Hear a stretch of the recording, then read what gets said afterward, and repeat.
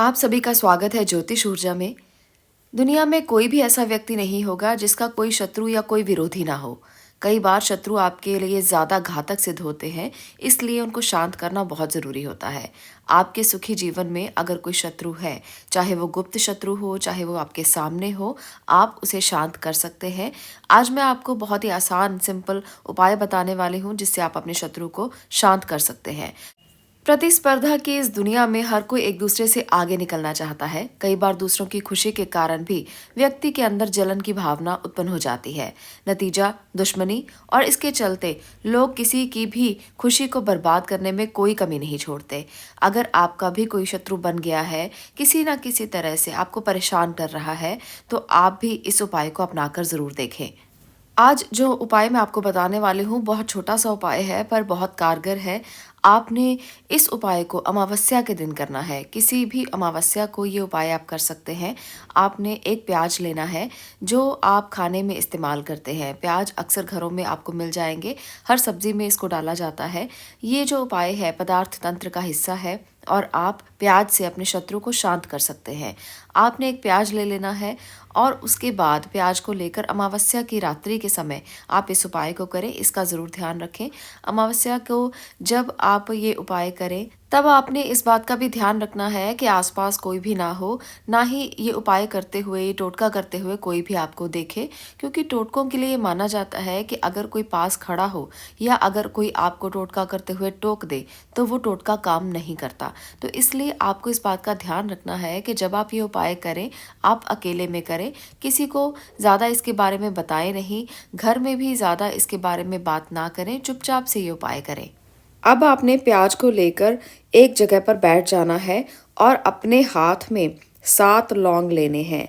लौंग आप पूरे लें, फूल वाले लौंग लें, इसका ज़रूर ध्यान रखें। लौंग टूटा हुआ नहीं होना चाहिए।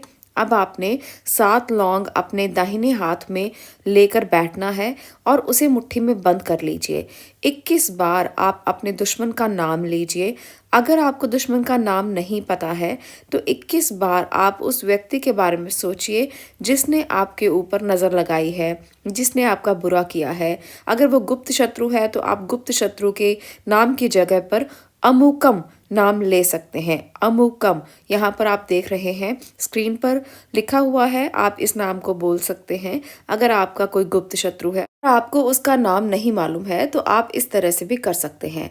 अब आपने 7 लौंग पर 21 बार अपने दुश्मन का नाम बोल लिया है, तो अब एक कील ले ले। लोहे का कील होना चाहिए। उस लोहे के कील से आप उस प्याज में 7 सुराख कर लें ताकि आप 7 लौंग उसमें गाड़ सकें, क्योंकि लौंग से सुराख करना मुश्किल होगा, इसलिए कील से सुराख आपको करने हैं, जिसके कारण आप उस लौंग को उस प्याज में गाड़ सकें।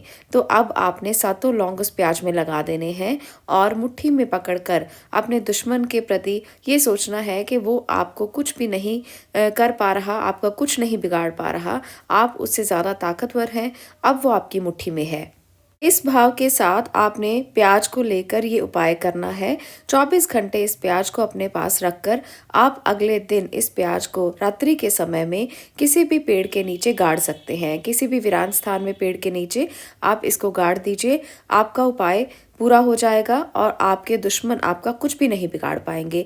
इससे दुश्मन का कोई नुकसान नहीं होगा, पर वो आपको कभी नुकसान नहीं पहुंचा पाएगा। कभी हम किसी का नुकसान करने की कोशिश नहीं करते, पर अगर कोई हमारा नुकसान कर रहा हो तो हमें उससे बचना ज़रूरी है।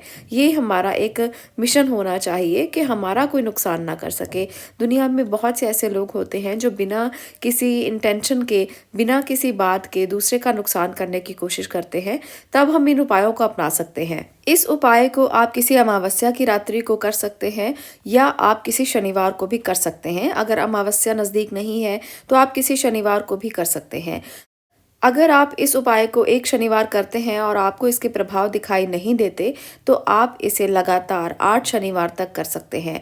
एक शनिवार करके देखिए, अगर प्रभाव आ रहे हैं तो ठीक है, फिर दूसरे शनिवार कीजिए, फिर तीसरे शनिवार कीजिए। अगर आपको प्रभाव नहीं आ रहे तो लगातार 8 शनिवार तक इस उपाय को किया जा सकता है। पर अगर आपको 1 या 2 में ही प्रभाव दिखाई देते हैं तब आप इसे बंद कर सकते हैं, तब आपको आगे करने की ज़रूरत नहीं है। इस बात का ज़रूर ध्यान रखें। 8 शनिवार तक लगातार भी किया जा सकता है और 8 शनिवार के बाद आप इसे करना बंद कर दें। इस प्रकार से इस टोटके को, इस उपाय को आप करें और ध्यान रखें कि कोई भी आपको बीच में टोके नहीं। और जब आप इसे दबाकर आएँ किसी पेड़ के नीचे, तब आप और वापसी में किसी से बात मत करें। अपना मोबाइल साथ लेकर मत जाएँ, सीधा घर वापस आएँ और घर आकर अपने हाथ-पैर धोकर अपने घर में बैठ जाएँ। आप इस उपाय को करते हुए किसी से बातचीत ना करें, इसका खास ध्यान रखें। आज के लिए इतना ही। अगर आपको ये वीडियो पसंद आई हो तो लाइक कर दें, शेयर करें और चैनल को सब्सक्राइब ज़रूर करें। मैं मिलती हूँ अगली वीडियो में अगले विषय के साथ। तब तक के लिए आपका धन्यवाद।